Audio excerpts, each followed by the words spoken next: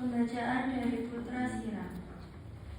Dendam, kusuma, dan amarah sangat mengerikan, dan orang berdosalah yang dikuasainya. Barang siapa membalas dendam akan dibalas oleh Tuhan. Tuhan dengan seksama mengindahkan segala dosanya. Ampunilah kesalahan kepada sesama orang. Niscaya dosa-dosamu pun akan dihapus juga jika engkau berdoa. Bagaimana gerangan orang dapat memohon penyembuhan pada Tuhan jika ia menyimpan amarah kepada sesama manusia yang sama dengannya. Meskipun ia hanya daging bekala, namun ia menaruh dendam kusuman. Siapa gerangan akan memulihkan dosa-dosanya?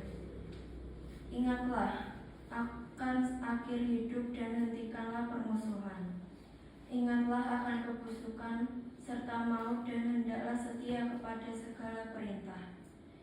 Ingatlah akan perintah-perintah dan janganlah mendendami sesama manusia. Hendaklah ingat akan perjanjian dari Yang Maha Tinggi, lalu ampunilah kesalahannya. Demikianlah sabda Tuhan. Mazmur tanggapan. Pujilah, pujilah Allah, Tuhan yang Maha Rahim. Pujilah, pujilah Tuhan yang Maha Rahim. Pujilah Tuhan, hai jiwaku. Pujilah namanya yang kudus, hai segenap batinku. Pujilah Tuhan, hai jiwaku. Jangan lupa akan segala kebaikannya. Pujilah, pujilah Tuhan yang Maha Rahim. Dialah yang mempunyai segala kesalahanmu dan menyembuhkan segala penyakit. Dialah yang menembus hidupmu dari ilang kubur dan memahkotai engkau dengan kasih dan setia dan rahmat. Pujilah, pujilah Tuhan yang Maha Rahim. Hidup atau mati, kita tetap milik Tuhan. Saudara-saudara, tiada seorang pun di antara kita yang hidup untuk dirinya sendiri, dan tidak ada seorang pun yang mati untuk dirinya sendiri. Sebab jika kita hidup untuk Tuhan, dan jika kita mati untuk Tuhan. Jadi baik hidup atau mati, kita adalah milik Tuhan. Sebab untuk itulah Kristus telah mati dan hidup kembali, supaya Ia menjadi Tuhan, baik atas orang-orang mati maupun atas orang-orang hidup. Demikianlah sabda Tuhan. Syukur kepada Tuhan beserta kita.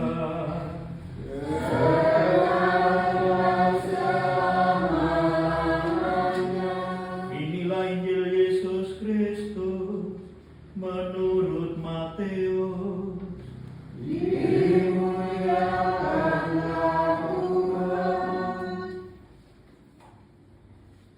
Pada suatu ketika datanglah Petrus kepada Yesus dan berkata, Tuhan, sampai berapa kali aku harus mengampuni saudaraku jika ia berbuat dosa terhadap aku?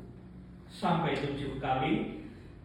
Yesus berkata kepadanya, bukan, aku berkata kepadamu, bukan sampai 7 kali, melainkan sampai 70 kali 7 kali. Sebab hal kerajaan surga seumpama seorang raja yang hendak mengadakan perhitungan dengan hamba-hambanya. Setelah ia mulai mengadakan perhitungan itu, dihadapkanlah kepadanya seorang yang berhutang 10.000 talenta. Tetapi karena orang itu tidak mampu melunaskan hutangnya, raja itu memerintahkan supaya ia dijual beserta anak istrinya dan segala miliknya untuk membayar hutangnya. Maka sujudlah hamba itu menyembah dia, katanya, sabarlah dahulu, segala hutangku akan kulunaskan.